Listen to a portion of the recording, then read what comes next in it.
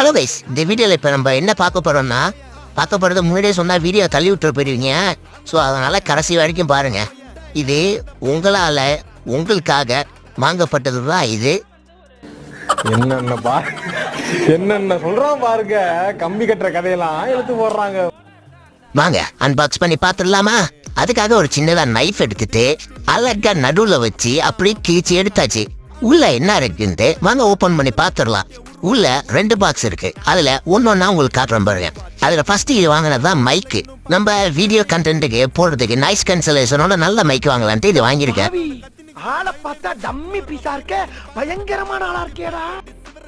இது என்னன்னு பாத்தீங்கன்னா கிம்பிள்ஸ் வாங்க காசு இல்லாதனால மினி செல்ஃபி ஸ்டிக். இதுவும் அது மாதிரி வச்சு எல்லாத்தையும் பண்ணலாம்.